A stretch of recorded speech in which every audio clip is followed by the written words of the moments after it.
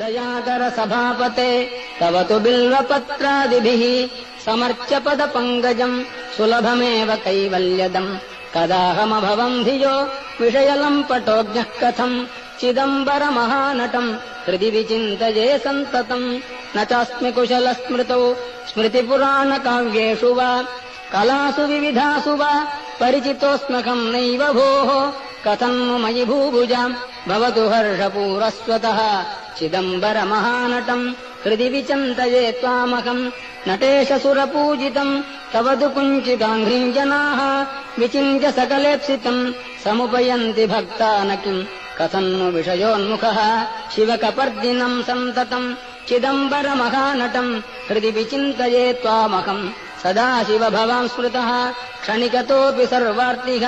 विना समयदेशकालः भाग्यहीनस्त्वयम् त्वदीय परिचिन्तन रहित नष्टजन्मा सदा चिदम्बरमहानटम् हृदि विचिन्तये त्वामहम् त्वमेव जनको मम त्वमसि मे प्रसूरुन्मनाः त्वमेव सुहृदुत्तमः त्वमसि सूनुरादादयः भवन्तमगजाधिप त्रिदश सार्वभौमत्वकम् चिदम्बरमहानटम् हृदि विचिन्तये सन्ततम् मृकण्डुतनयम् पुरा शमनपाशसम्पीडितम् यदीयपदपङ्कजम् शरणमेवावापस्वकम् निहत्य यमुनाग्रजम् शिततमत्रिशूलेन तम् चिदम्बरमहानटम् हृदि विचिन्तये त्वामहम् उमासखचिदात्मकम् तव तु दिव्यरूपम् विभो हृदन्तरनिविष्टमप् अहमपारयन्वीक्षितुम् मुदैव विचरन् बहिर्यपनयम् च कालम् कदा चिदम्बरमहानटम् हृदि विचिन्तये त्वामहम् विमृश्य मयि किल्बिषान् अवधुनोत्ययम् नार्हति प्रकाममतिदुष्टधीः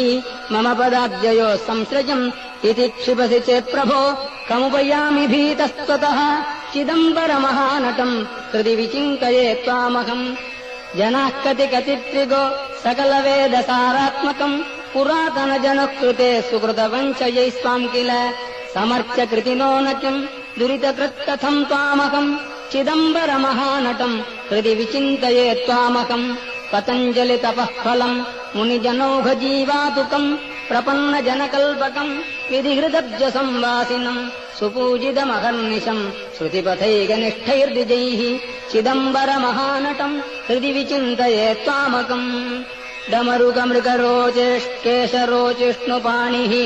दरहसितविरजन् मञ्जुळास्याम्बुजश्रीः दयाकर सभापते तव तु बिल्वपत्रादिभिः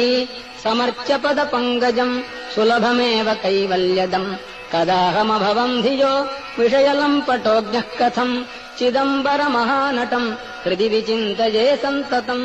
न चास्मि कुशलस्मृतौ स्मृतिपुराणकाव्येषु वा कलासु विविधासु वा परिचितोऽस्म्यहम् नैव भोः कथम् नु मयि भूभुजाम् भवतु हर्षपूरस्वतः।